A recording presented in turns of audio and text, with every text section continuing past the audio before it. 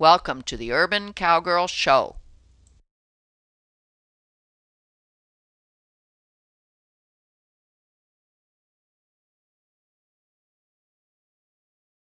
The long, continuous side goes on the outside of each horse. Okay, how did you determine what's the long continuous side? So there's one that goes all the way through the buckle, and then this is the short one that is only a smaller piece. Okay, great. This is a review of the cross-check reins because we know we're going to be using them in the next week or two.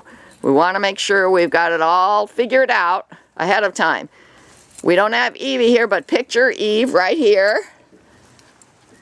So this one goes on the other side of Sadie. So over her neck. And through the top hem ring. Okay. To her bridle. Okay. And we don't have a bridle on right now, but right. That's where it would go. Okay, so on the right side of Sadie, it goes through the top hem ring and to her bridle. Okay. Okay. And then the short strap goes through the same horse. Easy. She's distracted. Yeah. It's okay, but we've got her on her on a lead line that is connected to a clip, so if she pulls back, she's not going to sit back. Okay. And then this one goes through the top hem ring on Sadie, and then to Eve's bridle, and that's the hard part to remember. It goes on the top hem ring of the first horse to the bridle of the second horse. Yep. In other words, not to the top hem ring of the second horse to the bridle of the second horse. Okay. Okay, and we also would slide this ring on to keep the cross-check reins together. Okay. And we want it to be like this direction, horizontal, I think. We want it to be, so you can see through it when you're back at the horse. Okay. If it were the other way, you wouldn't be able to see through it. Yeah, if it was this way, you just see the... Okay, all right. And that's it? And that's it. And then you do the same thing on Eve. Okay, we have very little experience of actually leading the horses with the cross-check reins, just a few steps forward, maybe a few G and Ha's.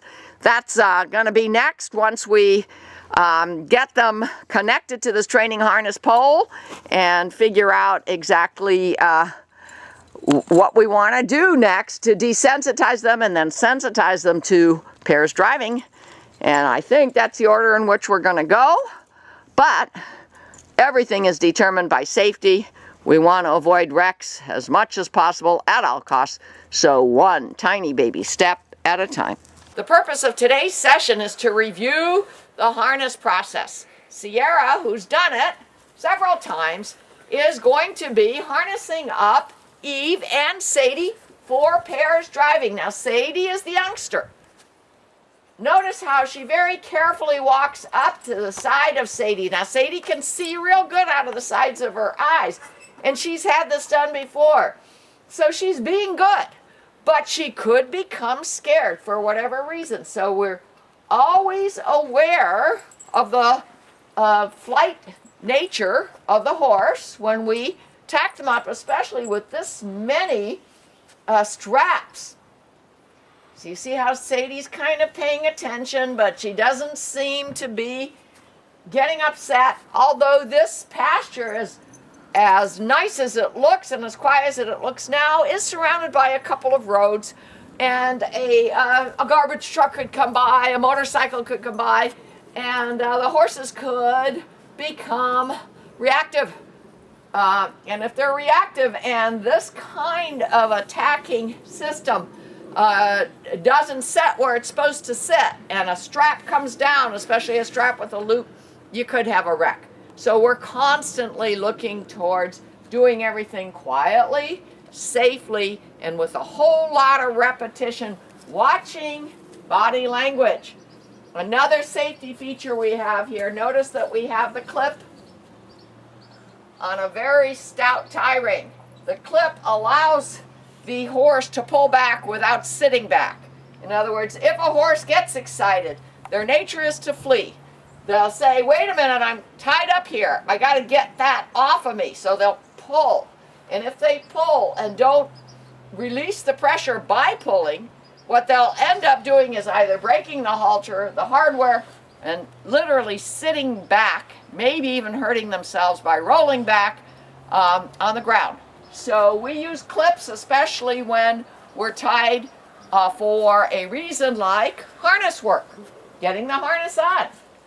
Okay, so now this is the surcingle. And then this is usually a hard part. But I believe my horses will be good because we've done it often. And we let them know. We touch them as we approach. We be big, as we say. One of the reasons that I'm putting this review of tacking up here in part 11 of pairs driving is because I noticed that I have a lot of viewers watching my pairs driving videos. So they're maybe didn't watch 1, 2, and 3 where we have harnessed up, where we went through the desensitization process or the sacking out process. So I want to give them every benefit of the doubt if they want to get involved in this kind of activity to do it as safely as possible. Notice again, Sadie's body language is good. And we do have some straps hanging down here, but not in such a way that they're looped. And that if she kicked out, she'd maybe get her foot caught in the loop. We especially try to avoid that with Sadie because she's still very reactive about that kind of pressure that makes her feel claustrophobic. Eve, her mother, not so claustrophobic, can get excited but usually doesn't. Know your horse, know your livestock, especially if you want to use them for farming, for pulling, for driving. Now she's stepping back a little bit, yet I'm not seeing a whole lot of tension. She's blinking her eyes. Her ears are back, which is good. She's listening.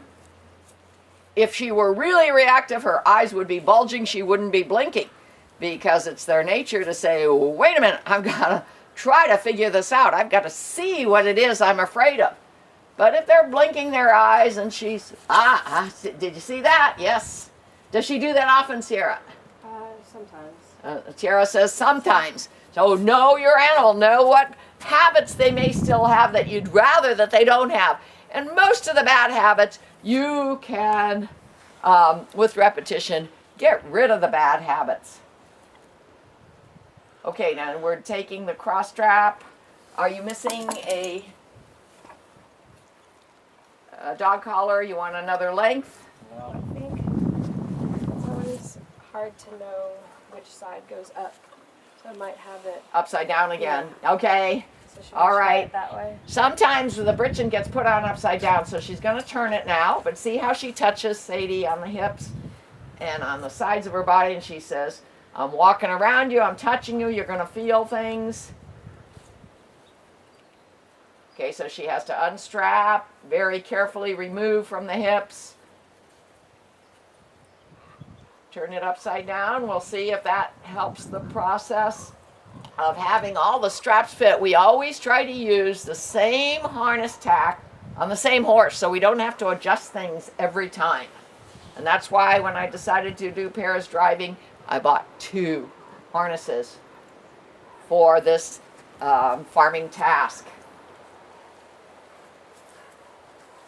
Notice that we extend things with carabiners, clasps, dog collars, anything that's handy, economical, but does the job. And look, notice she's picking up her tail. She's okay about it. Some horses will not let you put something under their tail.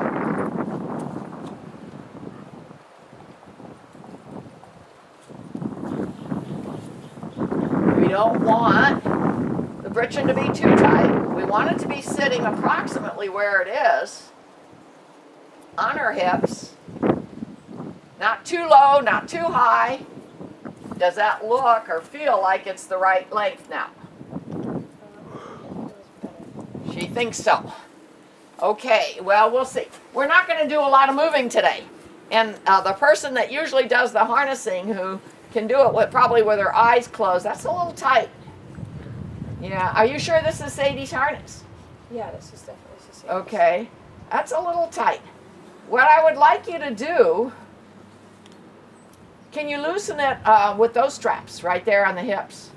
We're not sure why it's so tight, but can you step away for a minute? What appears to be, to me, too tight for a britchin, it should just set on the hips. The question is, are we upside down? To me, it looked better the other way. I couldn't get the Yeah, straps to all right. Then open the straps here and let's see if we can get a better fit. You know what I mean? Yeah. Okay. Tacking up can take a long time, but every moment that you spend tacking up right is well worth it.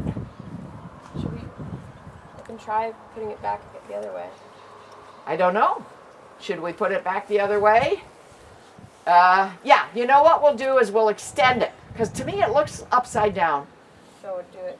Yeah, we're going to extend it with dog collars if we need to. It's okay. Yeah, because it appears to be upside down. It's not delineated very clearly, but you get a feel after you've tacked so many times of how something is supposed to look and where it's supposed to sit and how tight it's supposed to be. So again, she's coming off. We show you all parts of this training process. I'm going to go to the tack room nearby here and get another dog collar. And you see we use the dog collar underneath here to attach to. We'll have an extra length of dog collar. So you just keep watching Sierra. Every time she puts it on, yeah, that's looking much better to me. Every time she puts it on, she's being very careful. She's letting Sadie know there's going to be something touching her there. And again, up comes the tail, which is always the hardest part. It took us a long time to feel confident working with the crooper, which is right here, under the tail, especially if Sadie, our youngster. Okay, I'm going to get the dog collars.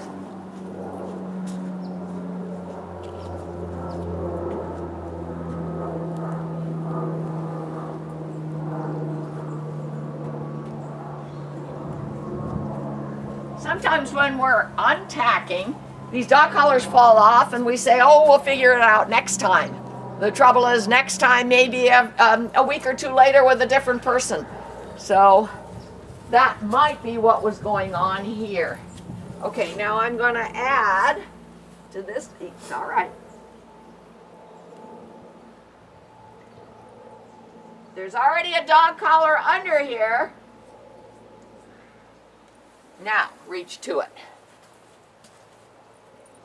And come back. Much better. So I'll bet you last time we untacked, one of those dog collars fell off and, you know, we put them on hooks in the tack room, but you got to know where to put them back. Much better.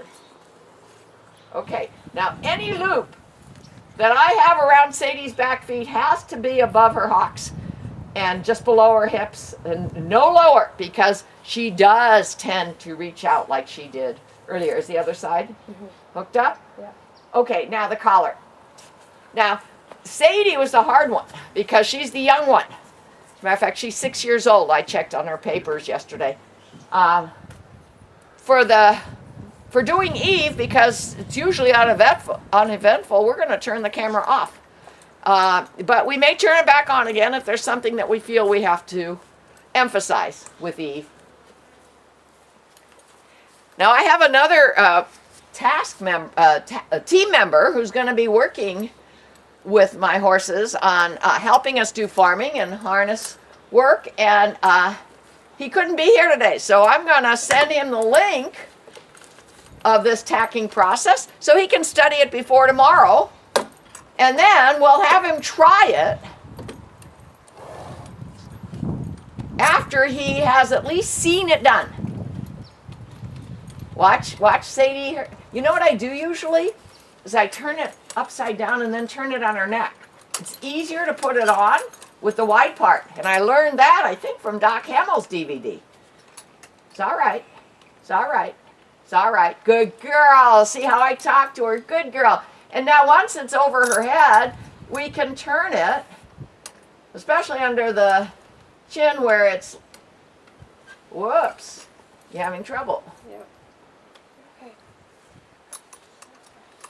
It's all right. No, she's not liking that. No, no, no.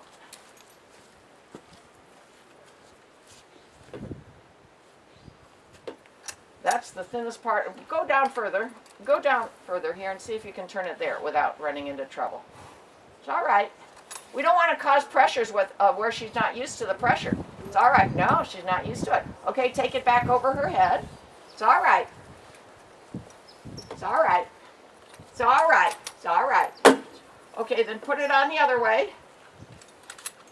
When I bought these collars, it didn't have a buckle, and I didn't realize it. But there are a lot of harnesses that are built that way. It's all right. It's all right. It's all right. It's all right. And okay, so we put it on the right way. We put it on carefully. We talked to her. We gave her confidence that we weren't going to do something that was going to hurt her. And then one more thing, when we're not going to use the drive lines, and today we're definitely not going to use the drive lines, it bothers me to have this surcingle sit back here without being connected to the collar. So I'm going to get some chains.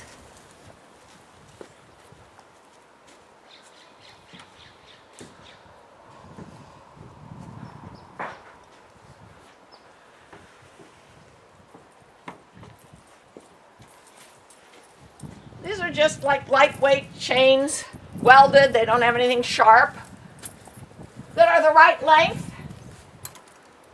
And what I do is I go from the ring of the collar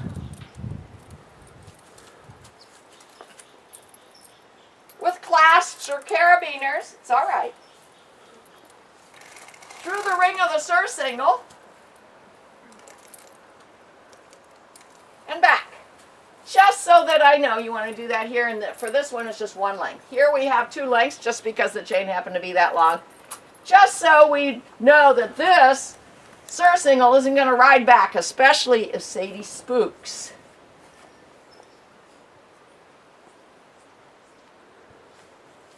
Now, we've already included a clip in the show about how to use the cross-check reins, how to put them on. And when we have more team members here who are experienced, we will actually bring the training harness pole down between Eve and Sadie, hook up Eve to it, walk along with it with Sadie, and we hope in that way Sadie will walk calmly in parallel with the training harness pole and not flip her hip out, which was what she was doing at the end of part 10. And we said, okay, another behavior problem, another sensitivity task. We've got to get Sadie to understand what her job is without being afraid, making sure that she's confident in us, respectful of us, and us with her. So what we're going to do now is turn off the camera and tack up Eve, and the camera will be turned back on again only if there's something we want to add for today. Well, we decided to turn the camera back on because we've decided to ask Kyle to put the harness on Eve. Eve is Sadie's mom. Eve is usually our tried and true calm horse. Okay, so she stepped forward. Kyle said ho. If she hadn't hoed, he would have had to have had hold of the lead line to be more specific in his request. But now she is hoeing. We always, especially when we're learning, have extra people here to help. But we're not having Kyle watch again. We're having Kyle do it because that's the way you'll learn. Now even Eve is getting a little bit stressed. She was using her hoof to say something. If she continued to show stress, I would take her lead line in my hand because I'll want to go with her and not cause pressure in addition to her stress. What's your question, Kyle? Oh, I'm wondering if there's something wrong on this side. I probably heard him. Can you turn to the camera and me and say that again? Oh, I was wondering if there was something on that side that was irritating her, causing her to Oh, I see. dig at the ground. Okay. Okay. No? Looks like it's okay. Eve is a real good horse to use for teaching, because usually she's just fine. You can see her body language is good right now. Kyle is being real careful. There's a skill to getting these buckles attached and so forth. And Eve will give us the most patience that we need for that kind of learning event.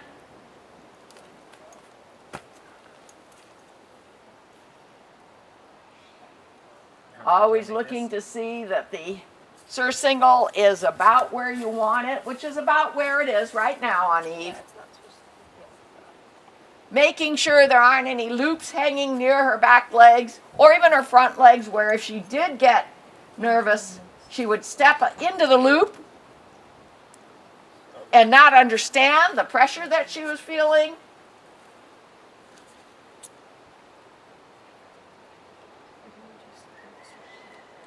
As you can see, Sierra's nearby, showing Kyle every step of the way, giving him confidence that he's doing the right thing. And if you want to learn how to do this, try to have somebody near you who has done it. But after having watched them at least once do it yourself. That's the way you're going to learn. On a horse that is likely not to get spooked. Okay, the surcingle is on. Now, Kyle, we've got to get that crupper on. And so let me just advise him on this. A crupper has a buckle and a tongue. And if it gets hung up on the hairs of the tail, it can get a horse spooked. It's all right. It's all right. All right, something spooked her. She's okay. It's all right. There's another one of my Morgans over here. Okay, so when you put the crupper on, Kyle, just put your hand. It's all right. It's all right. Oh, it's Semi. Yeah, it's my other Morgan running around. It's all right, girls. It's all right. Okay, go ahead and put the crupper on. It's all right, girls. By making sure that the buckle doesn't get hung up in the tail hairs. Pick up her tail. She should be pretty good about it. It's all right, Sadie. Now we still have Sadie harnessed up. If Semi keeps running around, I'm going to take the harness off Sadie. We'll stop the camera and take it off, because why do something that could result? She's clamped, okay? It's all right because she's stressed. Yeah. It's all right, Evie. It's all right. Trying to stay out of strike zone. Yeah, she's clamped. Yeah. It's all right. It's all right. Here's the buckle. See if you can reach it. It's all right, Evie. She will unclamp just because I know it's Eve. Okay, and now we've got the crupper on. And because Semi's over there running around, I'm going to stop the camera for a moment and take the harness off of Sadie, because I don't want to take a chance that Sadie's going to pull back and get spooked. I don't blame her for wondering what's going on over there where she can't see and she can only hear. So we'll stop the camera for a moment and take the harness off of Sadie. Okay, we are putting the britchin on. And Kyle is going to come over here and finish it up. Remember, that's the way he's going to learn. We're keeping an eye on the border horse and my other Morgan, making sure that the horses aren't stressed here during this tacking process. I'm ready to go with my halter and lead if they do get stressed. If my Morgan starts running around. Okay, so we have one more strap here. The crupper's on, the britchin is almost done. The very next thing with Eve will be the collar. It's all right, Eve. Now if you're stooping down next to a horse, just make sure you're staying out of strike zone of both the front and the back legs. There we go. It's not long enough? I'm not sure. Maybe we have the wrong harness on. Okay, that's all right for today. we do need to make it longer. Just because last time I put it on, that harness was definitely on Sadie. Okay. All right, so rather than trying to lengthen it right now, we're just going to make sure that there's no loops that she can get hung up in, but at least put the collar on, and we're going to, yeah, you could put it up through there. As long as if she picks up her leg, she's not going to fall. Make a knot.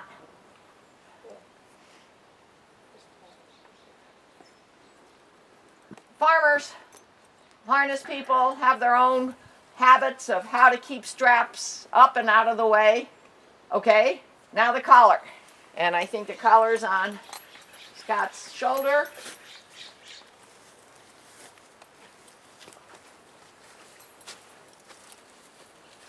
Are you sure it can come out from the same side? Okay. I So, usually do it from the left. okay, I'll come over.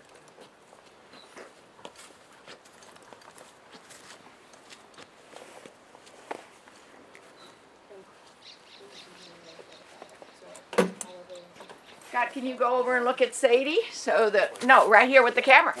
I just want to show you how I keep my eyeballs on body language. Sadie seems fine. So we're not going to take her off the line at this time, the lead line. And Eve is fine. As a matter of fact, they put it on Eve upside down and then turned it on her neck under her jowls. And she was fine on it. Sadie was a little bit concerned about the pressure. And here, this is our dog yoke. And it just happens to be the right size. It has clips on it already. So we use it to keep the collar. Can you put it on? The top ring of the collar. The place where the drive lines normally would go. And the only thing we haven't put on today, if we were actually going to be pulling or farming, is some kind of a bridle, with or without blinders. And we've talked about that in the earlier shows, and we'll probably be talking about that in the later shows. We're going to do as many parts to this series as we need to in order to get the message out to all of you who may want to do farming with your horses. And we're just fine now. We think we're going to turn off the camera. If there's any reason to turn it back on again, we will, but that's the end of today's session. See more at www.urbancowgirlchannel.com.